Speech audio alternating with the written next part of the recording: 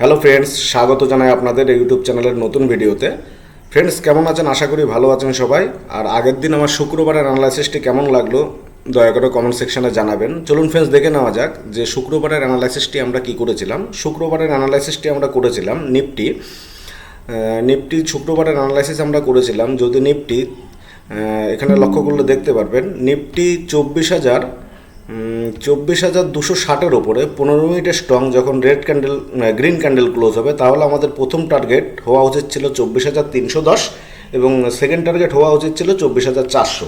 লক্ষ্য করলে দেখতে পারবেন ফ্রেন্ডস, 24,310 তো আমাদের টার্গেট পূর্ণ হয়েছেই, আর মাত্র 25 পয়েন্টের জন্য আমাদের দ্বিতীয় টার্গেটটি পূরণ হয়নি। যদি আপনারা প্রথম টার্গেটেও প্রফিট বুক করতেন, সেখানে কিন্তু ভালো একটি মোটা অঙ্কের পয়েন্ট প্রফিট বুক করতে পেরেছেন। আর ব্যাঙ্ক নিফটির ক্ষেত্রেও টার্গেটটি খুব সুন্দর হিট হয়েছে। আর ডাউন সাইডে আমাদের নিফটিতে 42 কখন হওয়া উচিত ছিল, আমি যে বলেছিলাম যদি নিফটি 24,140-এর নিচে রেড ক্যান্ডেল ক্লোজ হতো 15 মিনিটের, তাহলে দেখতে পাচ্ছেন যে ফ্রেন্ডস এখানে 15 মিনিটের কোনো রেড ক্যান্ডেল আমাদের ডাউন সাইডে অ্যাক্টিভেট হয়নি, অথচ আমাদের তাহলে ডাউন সাইডে কোনো ট্রেডও অ্যাক্টিভেট হয়নি। আমাদের আপার সাইডে দুটো টার্গেটই হিট হয়েছে। প্রথম টার্গেট তো সম্পূর্ণ হিট হয়েছে, সেকেন্ড টার্গেট হিট হওয়ার বাকি ছিল আমাদের মাত্র 25 পয়েন্ট দূরে ফ্রেন্ডস। তা চলুন ফ্রেন্ডস, দেখে নেওয়া যাক যে আমাদের সোমবারের জন্য মার্কেট অ্যানালাইসিস 20 এপ্রিল যে কিভাবে আমাদের ট্রেডিং প্ল্যান করা উচিত। হ্যাঁ, তার আগে আমার ব্যাপারে যারা জানান না, আমি নিজের ব্যাপারে পরিচয় দিই। আমি আশুরঞ্জন দাস। আমি বিগত 9 বছরেরও বেশি সময় ধরে শেয়ার মার্কেটের সঙ্গে যুক্ত। আর আমি প্রতিদিন আসি এই চ্যানেলের মাধ্যমে নিফটি ব্যাঙ্ক নিফটিতে আমাদের ট্রেডিং প্ল্যান কীভাবে করতে হয় টেকনিক্যাল অ্যানালাইসিসের উপরে ভিত্তি করে। আপনারা যদি ডেলি ভিডিও আপডেট পেতে চান, তাহলে অবশ্যই চ্যানেলটি সাবস্ক্রাইব করে সঙ্গে থাকবেন। চলুন ফ্রেন্ডস, মূল ভিডিওটি শুরু করা যাক।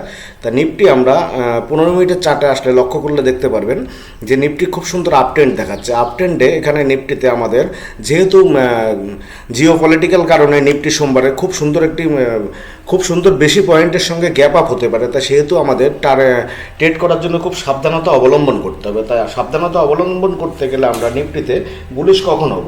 নিফটিতে আমরা বুলিশ তখনই হতে পারি, নিফটি খুব সম্ভব আছে জিওপলিটিক্যাল কারণে নিফটি খুব বড় গ্যাপ আপ হতে পারে। নিফটি তা গ্যাপ আপ হতে গেলে গ্যাপ আপ অথবা গ্যাপ ডাউন হলে তখন কিন্তু ট্রেডিং প্ল্যানগুলো আমাদের খুব সতর্কর সহিত করতে হয়। তাহলে আমরা নিফটি বুলিশ কখন হতে পারি? আমার টেকনিক্যাল চার্ট অনুযায়ী যা বলছে, নিফটি কিন্তু সোমবারে গ্যাপ আপ হয়ে যদি নিফটি গ্যাপ আপ হওয়ার পরে নিফটি যদি এখানে আমি টার্গেট দুটো দেবো ফ্রেন্ডস, লক্ষ্য করলে দেখবেন নিফটি যদি খুব সুন্দর গ্যাপ আপ হয়ে নিফটি যদি 24,700-র নিচে 24,700-র নিচে একটি 15 মিনিটের স্ট্রং রেড ক্যান্ডেল ক্লোজ হয়, 24,700-র নিচে 15 মিনিটের একটি স্ট্রং রেড ক্যান্ডেল যখন ক্লোজ হবে, তাহলে সেখানে আমাদের প্রথম টার্গেট হওয়া উচিত 24,700-র নিচে 15 মিনিটের যখন একটি স্ট্রং রেড ক্যান্ডেল ক্লোজ হবে, সেখানে আমরা সাপোর্ট পাচ্ছি 24,500-এর কাছাকাছি। তা আমাদের প্রথম টার্গেট হওয়া উচিত 24,520। 24,700-র নিচে যদি 15 মিনিটের একটি স্ট্রং রেড ক্যান্ডেল ক্লোজ হয়, 24,700-র নিচে 15 মিনিটের একটি স্ট্রং রেড ক্যান্ডেল ক্লোজ হলে, তাহলে প্রথম টার্গেট হওয়া উচিত আমাদের 24,520। 24,520-র কাছাকাছি আমাদের টার্গেট হওয়া উচিত।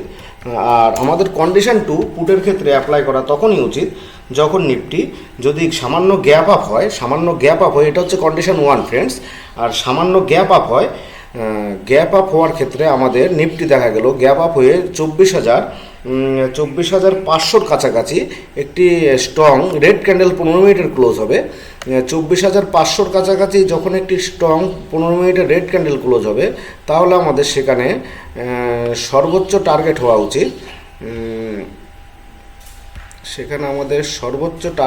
উচিত এক সেকেন্ড ফ্রেন্ড, আমি এখানে সুন্দর করে পরিষ্কারভাবে লিখে দিই। 24,500-র নিচে যখন 15 মিনিটের স্ট্রং রেড ক্যান্ডেল ক্লোজ হবে, তাহলে আমাদের সেখানে ডাউন সাইডে টার্গেট হওয়া উচিত 24,380। 24,380-র কাছাকাছি আমাদের টার্গেট 1 হওয়া উচিত ডাউন সাইডে। 380-র কাছাকাছি আমাদের ডাউন সাইডে নিফটির ক্ষেত্রে টার্গেট হওয়া উচিত। কন্ডিশন 2 হবে ফ্রেন্ড, যদি গ্যাপ আপ হয়ে 24,700-র নিচে 15 মিনিটের স্ট্রং রেড ক্যান্ডেল ক্লোজ হয় তাহলে টার্গেট একটি রাখা উচিত 24,520।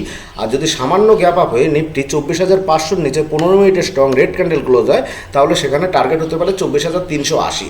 আর নিফটির ক্ষেত্রে আমরা বুলিশ কখন হব? নিফটির ক্ষেত্রে ফ্রেন্ডস আমরা বুলিশ তখনই হব যখন নিফটি 24,550-এর উপরে 15 মিনিটের একটি স্ট্রং গ্রিন ক্যান্ডেল ক্লোজ হবে।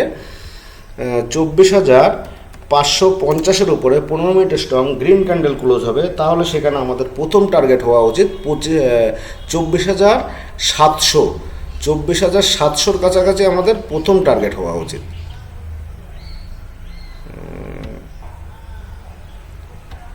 প্রথম টার্গেট হওয়া উচিত আমাদের 24,700। প্রথম টার্গেট হওয়া উচিত আমাদের 24,700। আর সেকেন্ড টার্গেট হওয়া উচিত আমাদের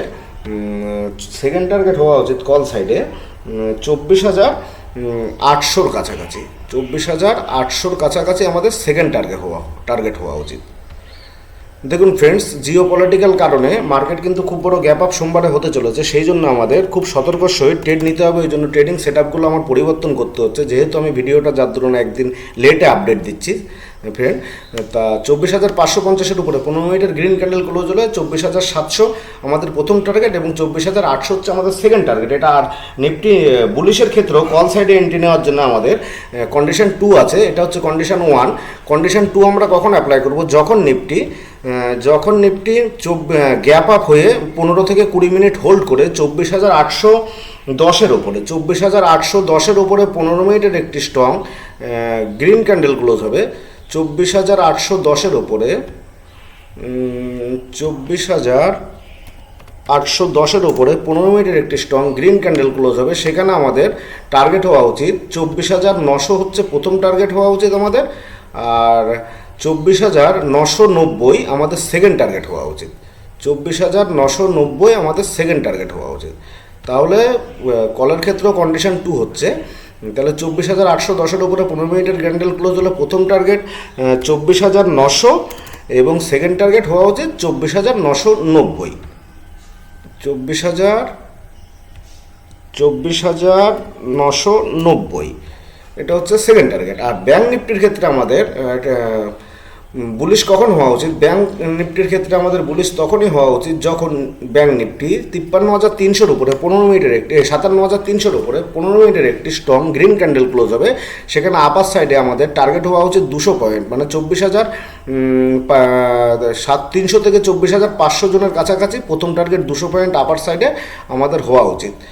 আপার সাইডে ব্যাংক নিফটিতে 57,500 আমাদের প্রথম একটাই টার্গেট হওয়া উচিত। আর ডাউন সাইডে ব্যাংক নিফটি বিয়ারিশ আমরা কখন হতে পারি? বিয়ারিশ আমরা তখনই হতে পারি যখন ব্যাংক নিফটি 56,400-র নিচে 56,400-র নিচে 15 মিনিটের একটি স্ট্রং রেড ক্যান্ডেল ক্লোজ হবে। তাহলে সেখানে ডাউন সাইডেও আমরা 200 পয়েন্ট টার্গেট ধরতে পারি 56,200-র কাছাকাছি। ডাউন সাইডে আমরা টার্গেট ধরতে পারি 56,200-র কাছাকাছি, 56,200। আর ট্রেড নেওয়ার আগে অবশ্যই স্টপ লস বাধ্যতামূলক। কল সাইডে যে সর্বোচ্চ 15 মিনিটের গ্রিন ক্যান্ডেলটি ক্লোজ হবে তার সর্বনিম্ন স্টপ লস, আর ডাউন সাইডে 15 মিনিটের যে সর্বোচ্চ রেড ক্যান্ডেলটি ক্লোজ হবে তার সর্বোচ্চ হাই হচ্ছে আমাদের স্টপ লস। আর টেলিং স্টপ লস কীভাবে করতে হয় আমি নেক্সট ভিডিওতে কোনো একদিন বলবো ফ্রেন্ডস। আর ভিডিওটি কেমন লাগলো লাইক করে জানাবেন কমেন্ট সেকশনে। ধন্যবাদ ফ্রেন্ডস।